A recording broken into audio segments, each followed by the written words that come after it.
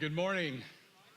My name is Dino, and I'm one of the pastors here at Icon, and I get the privilege of wrapping up this series on family this morning because I'm the old guy.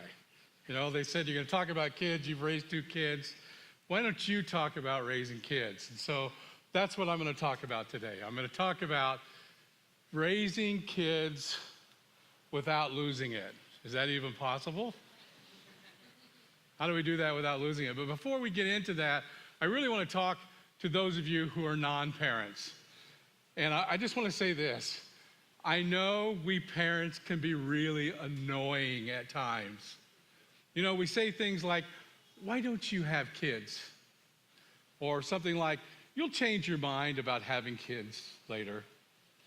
You just don't know what love is until you've had a child. Or something like, you don't understand. You don't have kids, so you can't understand. You know, parents, we've got to quit doing that for people that don't have kids. You know, parenthood sometimes is a very sensitive issue, and there are people that choose not to have kids right now. And just because we have kids, we don't need to push that off onto other people who don't have kids. And we wanted to give those of you this morning that don't have kids some margin and allow you to get a little bit of insight on some of the struggles and the real pain that some parents have to endure. So, raising kids without losing it. It's the million-dollar question. And I see several of you reaching forward to grab pens to write down the answers to this, right? Let's check out this video. Turn off the TV now. It's time to go to school. Come on, Mommy's got to go to work. Come on, let's go. Teal. Sweetheart, I said it already once now. Please turn off the TV. Mommy is very busy today and I can't do this right now, okay? Okay, sweetheart, I need you to listen with your ears and see me with your eyes. Okay? Mommy is busy today. You have to go to school, and I need you to get up and turn off that TV, and I know you can do it, okay? Yeah, you can. For real. Teal, I'm serious. Now I'm really getting upset. You need to turn off that TV. You know what? If you do not turn off that TV, I am going to ground you for 3 months. You know what? I'm going to take all your toys, and I'm going to give them to the poor. You're never going to school again. Why don't you listen to me? Why doesn't anybody ever listen to me?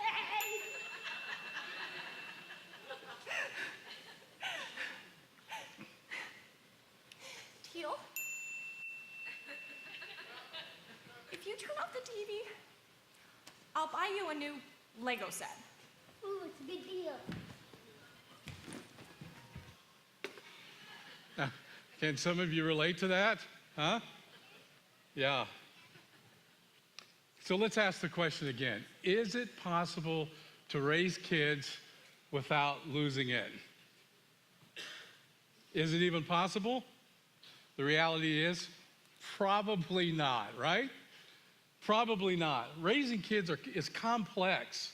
And while we don't have enough time to answer all the questions when it comes to raising kids, there are some key things that we can do to reduce the stress that causes us sometimes to lose it.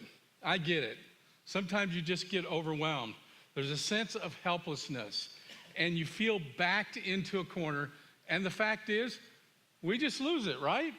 Moms, have you ever started your day feeling like Supermom, only to become borderline psychotic by 10 a.m.? Ever find yourself thinking things like, I want my children to be critical thinkers and to stand up for the things that they believe, to defend their opinions and honor their values.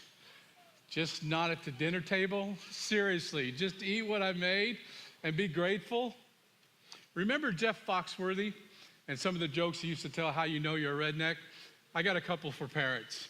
You know your parents when Netflix and chill means putting on Paw Patrol so that you can sit down for 10 minutes. You know you're a parent when you have to remove the toy boat, 2 trains, the entire foam alphabet, and half the zoo from the tub in order to take a shower. You know you've been a parent for a while when you just shower with all the crap. I'm looking at my daughter here. I've seen her do it. Raising kids is full of challenges. No matter how many books, parenting forums, and medical articles you read, nothing can fully prepare or equip you to be a parent. Outside of marriage, parenthood is probably the most challenging thing deep down in the core of our souls. If we pay attention, however, to the difficulty, if we learn to lean in to the tension, we'll grow as parents. The wrestling is what makes the parent who you are. Now that I've raised 2 kids and they're grown and now they have children, I really feel like I've finally gotten a handle on things. And now I'm ready to be a parent. After thinking through my own years of parenting and talking with parents over and over throughout the years, there seems to be 2 key issues that face us as parents these days. Number 1, keeping our kids safe, right? That's a big stressor for us. How do we keep our kids safe? And the second one is exercising discipline. How do we exercise discipline with our kids? And I'm going to talk about some of the lessons that my wife and I have learned over the years to reduce the stress that comes with those 2 big issues. It seems like every time you turn around, there's something new to worry about when it comes to your children's safety.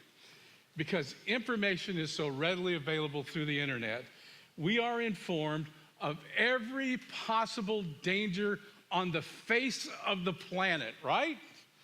Everything, canned vegetables, swimming and dry drowning, sunscreen spray, easy for you to say, sunscreen spray and cancer, MSG, BHA, BHT, and several other combinations of just about every letter in the alphabet.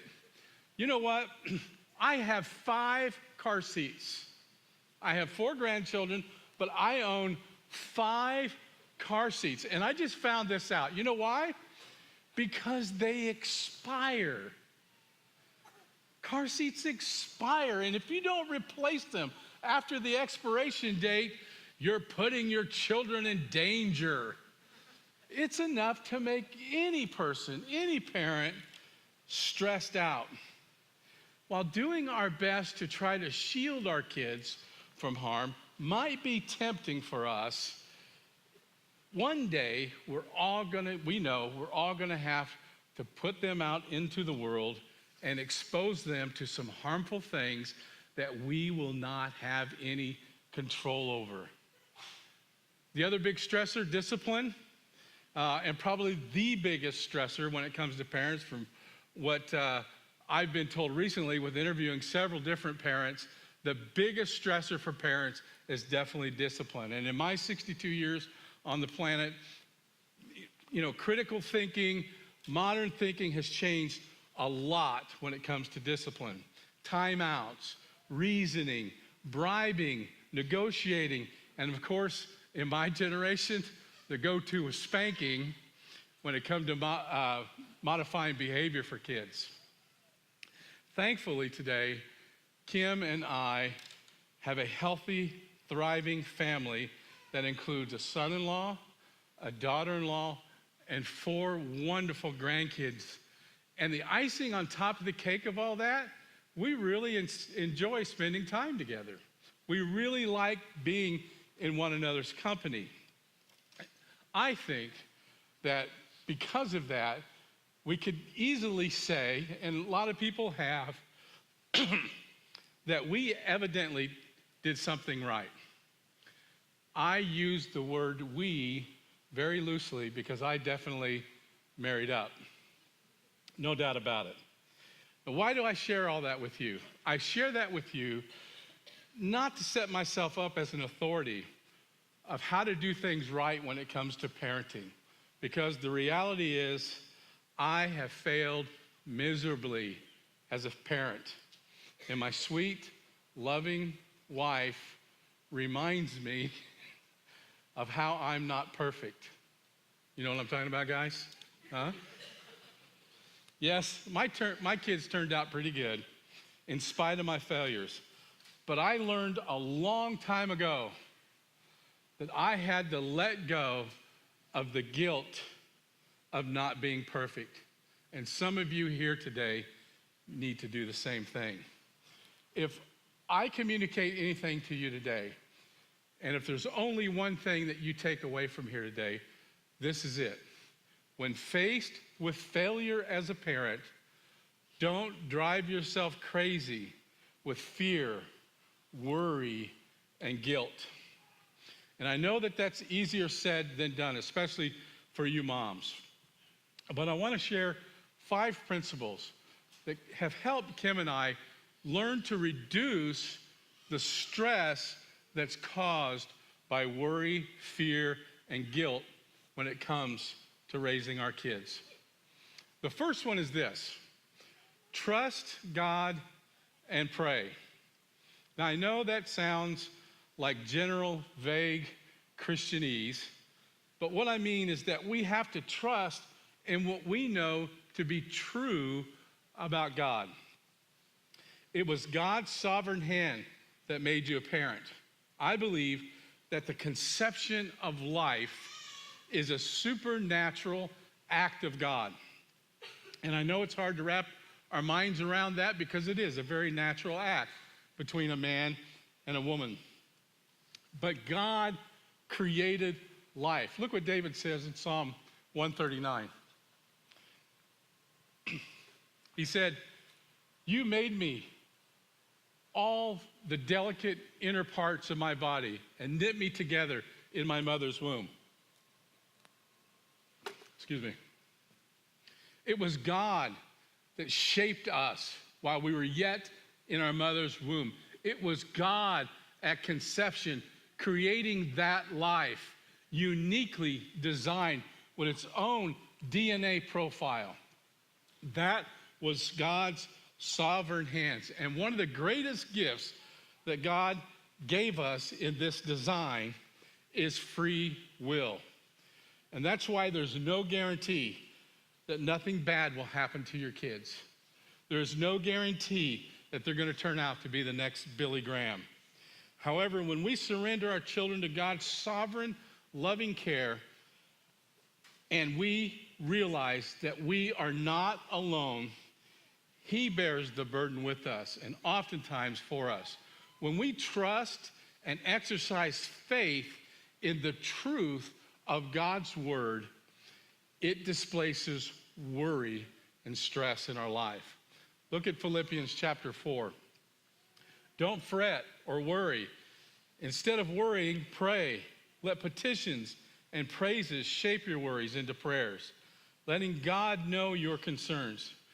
Before you know it, a sense of God's wholeness, everything coming together for good, will come and settle you down.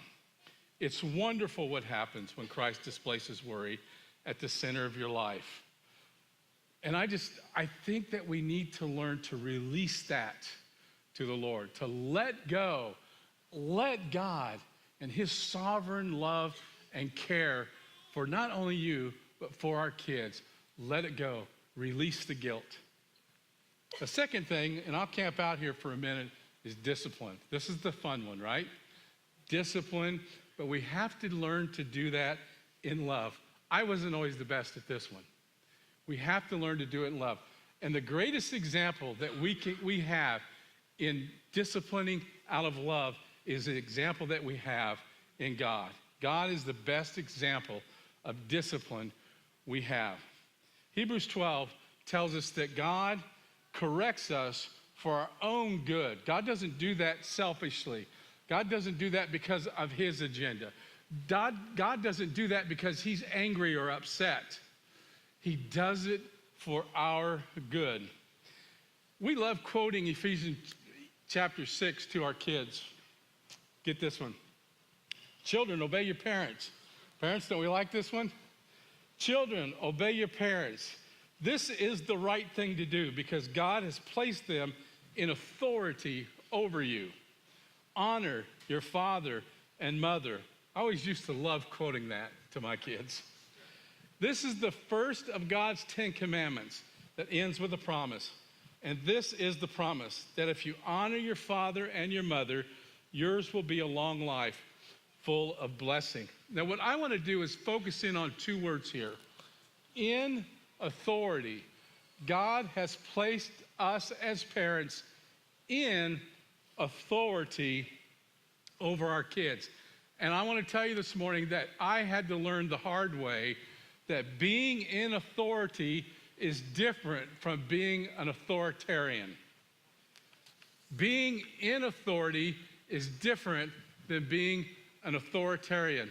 And probably the best book I've ever read on this, and when it comes to discipline as a whole, is a book by a man named Dr. Kevin Leman.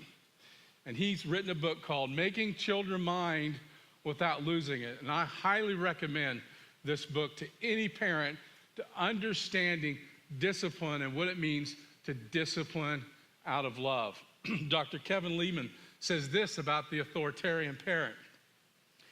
The authoritarian parent says, I own my child. I am the judge and the jury. I am the boss. What I say goes. I use that one a lot. You know, hey, I'm the dad. Don't ask why, just do it. I'm the dad. What I say goes. My children can't fail. You know, we just don't let our kids fail enough. And I think sometimes we've got to understand that it's okay for them to fail. We don't have to jump on them every time they miss the mark.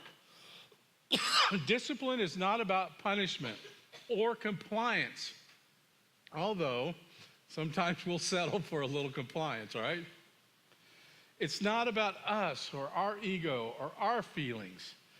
It's really about the individual child and helping them grow. Let's look at the second part of Ephesians chapter 6. And now a word to you parents. Don't keep on scolding and nagging your children, making them angry and resentful. Rather, bring them up with the loving discipline and instruction the Lord himself approves. Being in authority is about lovingly instructing our kids in the choices that they make and the consequences of those choices, both good and bad. I believe the key to effective discipline is the answer to two very important questions. Number one, how do I love and respect my kids? Now, I'm going to share with you a story about my kids because I really believe it's my responsibility that anytime I speak publicly, it's my job to embarrass my children. And I take that job very seriously. So I had a daughter, Talitha. She's sitting right over here. Talitha was a self-starter. She was the one always getting things done. Her temperament lent to just getting things done. She always wanted to organize and take responsibility. She contributed to the domestic household chores, and she was always a hard worker. I owned a business. I had 30 employees, and Talitha could work circles around every one of them at the age of 14. She even used to train some of my employees at the age of 14. Jonathan, not so much. Jonathan's a whole nother story. Getting him to take responsibility for chores or to be mindful to work hard, I can't say, to say the least, it was challenging for me. And the authoritarian approach just didn't work with him. Yes, I can get him to comply out of fear, mostly. But I didn't want that. I wanted him to understand the value of hard work. I wanted him to understand the consequences that happen as a result of the choices that he made. Consequences that were way beyond the fact that I was angry at him. I was going to have to exercise love and respect. And I had to look past my agenda and see things through his eyes. And we need to learn to do that as parents. One day, or at least growing up as a child, I loved Christmas. My favorite time of the year. I loved getting out the decorations, decorating the bushes, the trees, the inside. I loved doing it. And so I made it a tradition in my family as the kids were growing up that we were going to do Christmas Saturdays every year. We were going to take the Christmas ornaments down and all the lights, and Jonathan and I were going to get them all ready, and Talitha and my wife would decorate the inside. Jonathan and I would decorate the outside, although Talitha and I did our tree together. And it was just a special time for me. I look forward every year. It's one of my favorite times of the year was Family Christmas Day. So Jonathan's 16 years old. And every year he does this. 16 years old. I tell him on a Monday, Saturday's going to be Family Christmas Day. We're going to get everything out. We're going to decorate the house. We're going to do a great time together as a family. Okay, Dad. Come Saturday morning, we get up, and Jonathan's got all of his snowboarding clothes on. I say, hey, what are you doing? Well, we're going out with the guys. We're going to go up to Wisconsin. We're going snowboarding. And I said, whoa, this is Christmas Family Day. You're not going anywhere. Oh, wait a minute, Dad, we got plans. I said, no, I told you about it on Monday. We are having Family Day today. So he's really, really bummed out at this point. So I take him out in the garage and I'm telling him, hey, get this box here, unstring these tangled lights there, and he is ticked. He doesn't want to be there. He's moping around. How many of you can relate to this?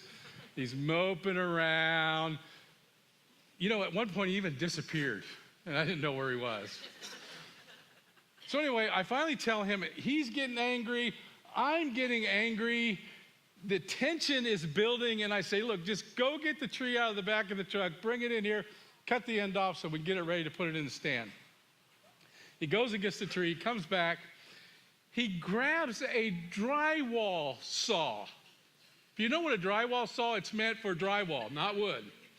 And he starts to saw on this tree.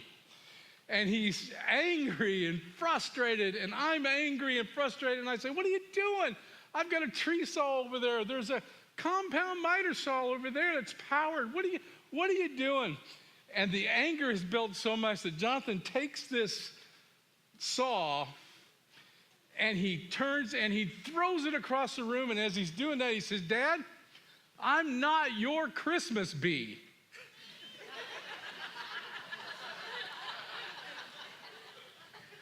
Well, sure you are, son. I'm telling you to get this box here, untangle these lights here, organize this over there. Yeah, you're my Christmas bee. And his knuckles clench up so tight. And he goes, Dad, I'm not your Christmas. And they told me I couldn't say it. But you know what I'm talking about. You don't? Oh. And the anger on his face was so evident. I knew I had to see things differently because it hit me hard. I tried to force him to feel and see what I saw and felt and thought. And he resented me for that. I had to look at things through his eyes. I'm ashamed to say he was 16 years old at the time. Fast forward 2 months. We get 14 inches of snow one night. They cancel school. Jonathan's in high school. I get up, I tell him, look, I don't want you laying around all day. I don't want you going out snowboarding. I want you to snow blow our driveway. We had a 3-car garage driveway, big driveway. And I had a powerful 7-horsepower self-propelled snowblower. It's 2 foot wide and 1 foot tall. I mean, this thing blew snow, made it easy. I want you to go out and I want you to plow the driveway today. Okay, can you do that? Yeah, Dad, no problem. So I go to work and I have a lousy day at work. I'm so glad to get home. But when I pull in and turn the corner around and I see my house, he has not touched the driveway. I go in the house, and I mean, I am furious. I'm angry. I go in the house, and we lived in a tri-level, which means we had several floors. And I go in, and I'm yelling, Jonathan, Jonathan, where are you? And I go down into the family room, and I hear the snowblower. And I think, okay, he snuck out the side door there, up the stairwell, the garage, and went out. I said, I was angry. So I ran back up, I ran out front, and he's not there. And I hear the snowblower. And I thought, what? That's coming from the backyard. So I go back downstairs, I go through the sliding door. We had 3/4 of an acre of property here. You gotta get this. The entire thing had been snow blown. He had taken all of our furniture, our outdoor patio furniture, and we had a big picnic table, and he blew snow on top of it and created a snowboarding park. The entire thing had been working all day long. And he came over to me, and he was so proud, Dad, what do you think? And I'm wanting to say, well, I think the driveway's not plowed, but I'm pretty impressed. So I said, well, you still got to do the driveway. And he said, well, I just hadn't gotten to that yet, Dad. Which brings us to the next question that we have to ask ourselves. How do I hold my children accountable? I believe we have to let reality teach them. How long does it take to teach a child to turn off the lights when they leave a room? 24 years. The first time I visited Jonathan and Christina when they got married, they were living in a high-rise here in Austin. And I remember sitting down, and I see Jonathan get up. He goes in his bedroom, and he flips the light off, and goes into his bathroom, and he flips the light off, and he walks into the kitchen, and he flips the light off. And he comes over and sat down. The only reason he got up was to turn off the lights. And I said, who are you, and what have you done with my son? He said, Dad, it makes a big difference when you have to pay the bills. We can't always bail them out of trouble. You just can't do it. You've got to let reality teach them. I remember a time that Jonathan decided while he was in high school he was going to go, I know all these stories are about your brother. I get it. You were so perfect. He decided he was going to go into Chicago with some friends. And by the way, one of those friends was Dan Matlock, our lead pastor. And it was a school night. And so Jonathan says, hey, no problem. I'll get up. I'll go to school. Well, sure enough, they go into Chicago. They get back late, or should I say early in the morning. And it's 6:30 in the morning, and I come down, and I wake him up. I say, Jonathan, it's time to get up. It's time to go to school. He said, oh, Dad, I got in late. I'm wasted. Just give me a couple more hours. Write me a note. I'll be late. No problem. I don't have a lot going on this morning. Well, he never had a lot going on at school. And I said, well, I'm not going to do that, son. You said you're going to go to school. He said, come on, Dad, just write me a note. And I said, okay, I'll write you a note. And the note's going to say, feel free to do whatever you do with kids who are irresponsible and stay out all late and are late to school. How's that note sound? He said, you can't do that, Dad. I'll get detention. And I said, yeah, that's reality. That's the reality. Sometimes we just have to leave their favorite toys outside and let it rain and let the toys get ruined and don't buy them new toys. Reality is our best teacher. Number 3, we have to learn to accept the inevitable. No matter how hard you try, kids are going to experience harmful things. They will hurt themselves and others will hurt them. The fact is, kids eat dirt. They do it. They will act out and sometimes rebel. You have to accept that parenthood is hard and you're not perfect. You're going to fail at times. Adjust, move on. Don't beat yourselves up. Learn to let go of the guilt. Number 4, get informed, folks. We have got to get informed. Combat your fear by getting the facts. Not everything you read on the internet is true. Not everything your well-meaning friends and family tells you is true. Find reliable sources. Consult your pediatrician. And if you don't like your pediatrician, find a new one. Number 5, determine what your goals and priorities are for you and your family.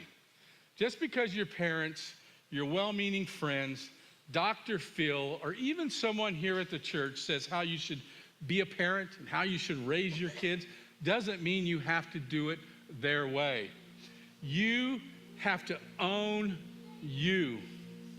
Be open, be honest, be vulnerable to wise counsel, but do what you know is the best thing to do for your family. If you're wrong, God will help you adjust if you trust him for the wisdom you need and the strength and courage to execute that wisdom. Raising kids is very hard work. And maybe some of you today are at your wit's end. Remember that this too will pass. You're not alone. You can do this. God entrusted these kids to you, and he'll give you the wisdom, the strength, and the courage to see it through. Remember what we said in Philippians chapter 4? It reminds us that if we invite God into this process, before you know it, a sense of God's wholeness, everything coming together for good, he will come and he will settle you down. Let's pray.